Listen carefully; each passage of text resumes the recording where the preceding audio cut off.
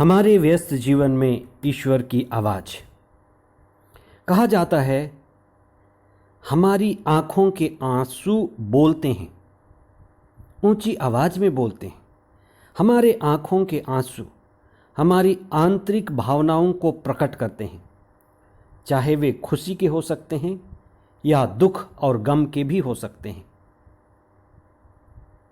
आंसू वास्तव में आँख से नहीं, आंतरिक गहराई से आते हैं।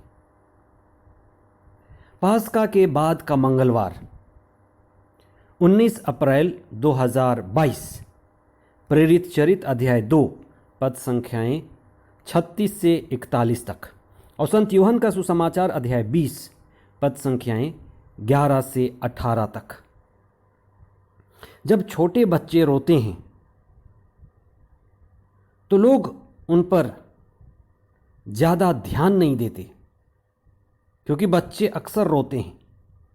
हो सकता है उन्हें भूख लगी हो, प्यास लगी हो, चोट या डर लगी हो। बच्चों के रोने को हम गंभीरता से नहीं लेते, लेकिन जब कोई वयस्क रोता है, बड़ा आदमी या महिला लंबे समय तक रोती है, तो यह सामान्य बात नहीं होती। वयस्कों का, बड़ों का रोना कुछ गंभीर कारण की ओर हमारा ध्यान खींचता है। आज के सुसमाचार में मरियम मगदलेना के आंसू जो लगातार बह रहे थे, उनके आंखों के आंसू उनके आंतरिक जीवन की ओर हमारा ध्यान आकर्षित करता है। मरियम मगदलेना के आंसू हमें गहराई की ओर संकेत करता है। मरियम के रोने का कारण पूछने पर वह बड़े सहज ढंग से, सरल भाव से कहती है कि किसी ने मेरे प्रभु को उठा लिया है। मरियम का प्रभु को खो देना, मरियम का प्रभु से बिछड़ जाना ही उसके दुख, आंसू और पीड़ा के कारण थे। ईसा को पुनर्जीवित पाकर मरियम उससे लिपट जाना चाहती थी और वे ईसा से कहती हैं, गुरुवर। गुरु का अर्थ है जिसने उसके जीवन में, मरियम के जीवन में प्रकाश लाया है। पहले घोर अंधेरा था। ईसा के न होने से मरियम के जीवन में घोर अंधेरा छाया हुआ था। इसी घोर अंधेरे को हम संत लूकस के सुसमाचार में पढ़ते हैं। मरियम मगदलेना के बारे में संत लूकस का सुसमाचार अध्याय 8 पद संख्या 2 में लिखा है कि मरियम, जिसका उपनाम मगदलेना था और जिसे 7 अपदूत निकले थे। 7 अपदूतों के निकलने का अर्थ है वह नारी पूरी तरह से सांसारिकता और दुनियादारी के पापों में, अंधेरे में ग्रसित थी और उसका बचना मुश्किल था।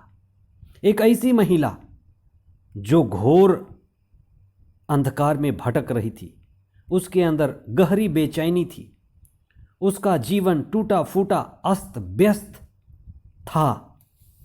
हो सकता है यही नारी थी जिसे भीड़ ने पत्थर उठाकर उसको मार करके दफना देना चाहती थी।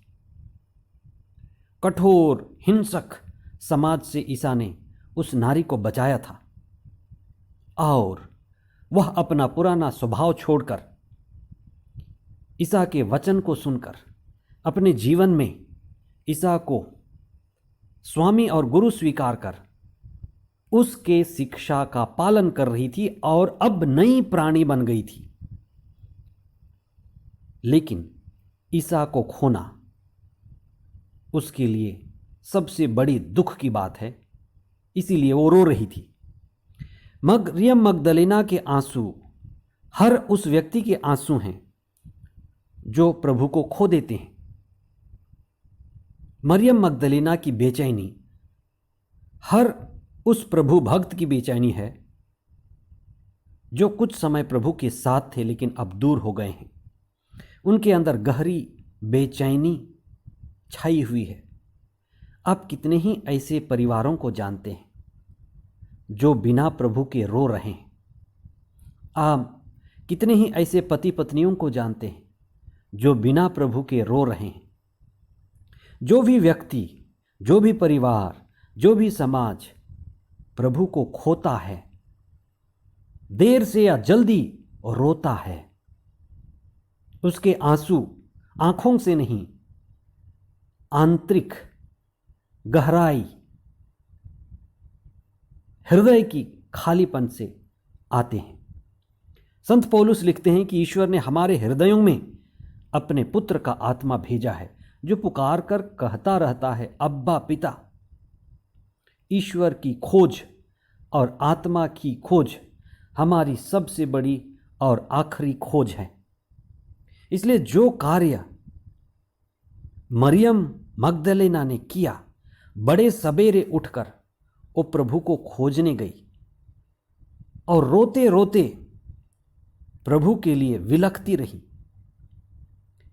यह मरियम मगदलेना के प्रेम का प्रतीक है, समर्पण का प्रतीक है, झुकने का प्रतीक है, प्रभु को अपना प्यार दिखाने का प्रतीक है।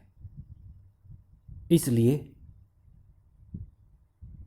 मरियम मगदलेना बड़ी भक्ति से, श्रद्धा से, विश्वास के साथ अपने गुरु को ढूंढने गई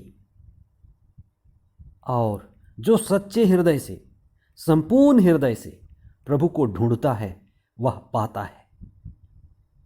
दुनिया में सब चीज पा लेने के बाद भी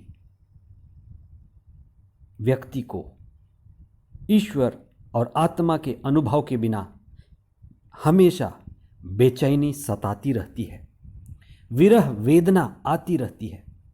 आज आप अपने जीवन को देखें